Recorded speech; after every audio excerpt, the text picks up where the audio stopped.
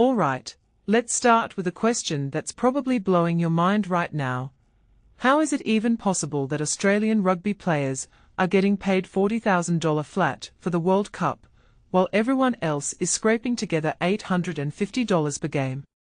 Like, what universe is this fair in? And why does it feel like the sport's global growth is being held back by a giant, glowing pay gap? Stick around, because this isn't just about money, it's about power, legacy, and who really gets to call the shots in International Rugby League. Let's unpack the basics first. Australia's players are locked in for a guaranteed $40,000, regardless of how far they go in the tournament. Meanwhile, everyone else, they are gambling with match fees. Even if a non-Australian team makes the final, they'll only pocket around $4,250, barely 10% of what the Kangaroos are getting. At face value, this looks like a slap in the face to the idea of global competition. But here's the twist: money isn't the only currency here. Players like Payne Haas and Jerome Luai are turning down Australia to represent Samoa or Tonga, not because of the paycheck, but because of identity.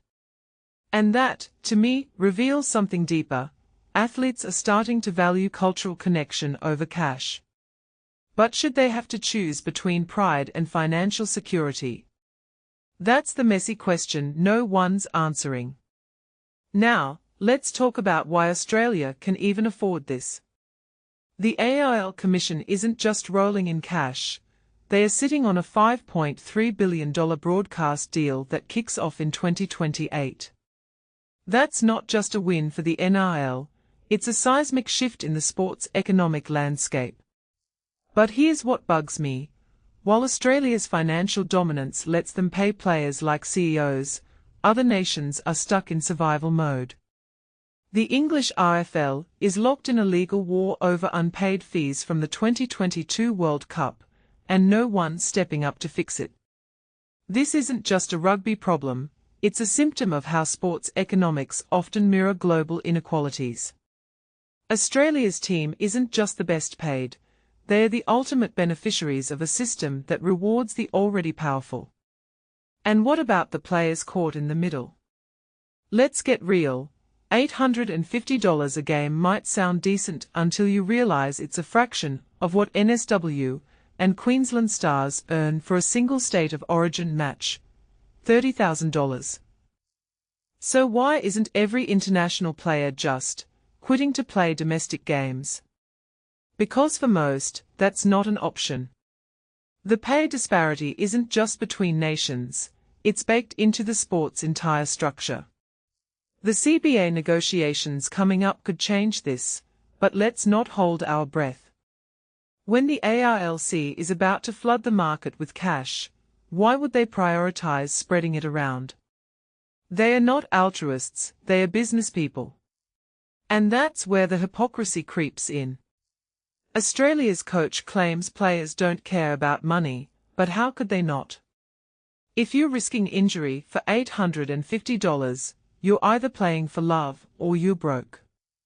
And I'm not sure which is worse. Here's the kicker: even with this pay gap, the sport's future might hinge on the very nations getting the short end of the stick. Look at Samoa's rise. They are punching above their weight because their players want to be there. But what happens when that goodwill runs out? What if the next generation of stars in England or France says, "Screw it, we are chasing the $40,000"? The World Cup's credibility could crumble if teams start viewing the tournament as a cash grab rather than a celebration of the game. And let's not forget the wheelchair and women's competitions, which are also getting the $850 deal. Are we really telling Paralympic-level athletes that their work is worth less than a flight to Australia?